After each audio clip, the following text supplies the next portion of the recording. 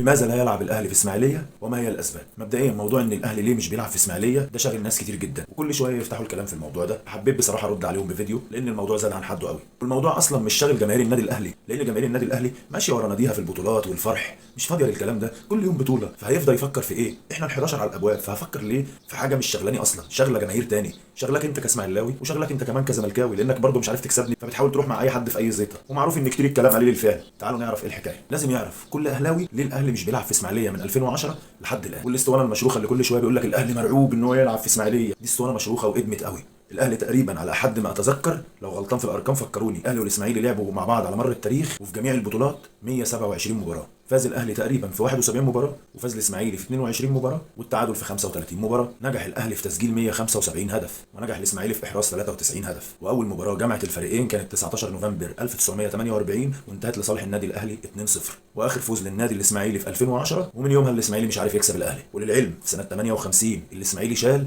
8-0 من النادي الاهلي، كابتن صالح سليم رحمه الله عليه لوحده جاب 7 اجوال، و6-0 في اسماعيليه في 96 في قلب استاد اسماعيليه. 2005 بركات ومتعب وابو تريكه واسامه حسني، الاهلي كسب في اسماعيليه 22 ماتش، اتعادل 17 اتهزم 16، يعني متفوق عليك في بلدك وبسكور، يعني مش خايف اروح العبك في اسماعيليه اهو، وبرضه بتيجي القاهره بتتقطع. الاسماعيلي في القاهره فاز 5 مرات بس، وكسبناكوا اكتر من 35 ماتش في القاهره، يعني متفوق عليك في اسماعيليه ومتفوق عليك في القاهره. فين بقى الخوف والبلا بلا بلا والهري والهبد اللي عمالين تهبدوه وتقولوه خلاص؟ اما بالنسبه ليه الاهلي ما بيلعبش في اسماعيليه، كان في حوار لرئيس لجنه المسابقات الاستاذ مازن مرزوق، قال ان في احتياطات امنيه مشدده لمنع النادي الاهلي للعب في اسماعيليه. المذيع حاول يساله ايه هي الاسباب، ما ردش غير بكلمه احتياطات امنيه، قال دي حاجه ما تخصناش وتخص الدوله، والدوله كل اللي عليها ان هي توفر الحمايه للجمهور اللي داخل. اظن الرساله وصلت. تاكيدا على كلام الراجل ده، لما كنت صغير كنت بتفرج على ماتش النادي الاهلي، كان الاهلي كسبان تقريبا 4-0، جوزيه قاعد، كانت الدكه متغلفه بازاز، جوزيه قاعد بيتحدف عليه، الازاز ده عمال يتخرم طوبه ورا طوبه ورا طوبه، هوب لقينا الكراسي بدات تتخلع من جمهور الاسماعيلي، وحرفيا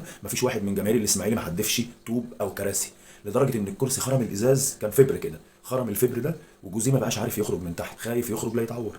انت بتيجي القاهره بتلاقي مره واحده بس واحد من جمهور الاهلي عمل كده، يا راجل يعني ايه اروح عندك الاتوبيس بتاعي يرجع متفصص 100 حته؟ قول لي بقى يا مشجع اسماعيليه يا محترم، اروح ليه اشجع عشان ارجع هدومي متقطعه، يا اما متعور، يا اما الاتوبيس متدغدغ حرفيا؟ انا ليه اخرج من بيتنا لابس تيشيرت النادي اللي بحبه واروح اسماعيليه اتفرج على ماتش كوره في رياضه جوه استاد في مكان محترم، واخرج متدغدغ حرفيا؟ اروح ليه؟ واما يخلص الماتش ما بقاش عارف هروح فين ولا اجي منين ولا اروح عريان؟ يعني انا لو شافوني في اسماعيليه لابس تيشيرت الاهلي هموت من الضرب، وممكن ما اروحش اصلا. فاروح الماتش العب في اسماعيليه ليه؟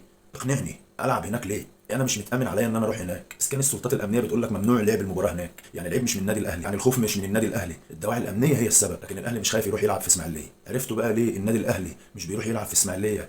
الاحتياطات امنيه مشدده، علشان انتوا سوري في اللفظ يعني جماهير متعصبه جدا وغليظه جدا كرويه. اخيرا اهلاوي انا والفخر ليا، ومفيش اهلاوي بيخاف، وعاشت رجاله الاسماعيليه المحترمين اللي بتفهم كوره.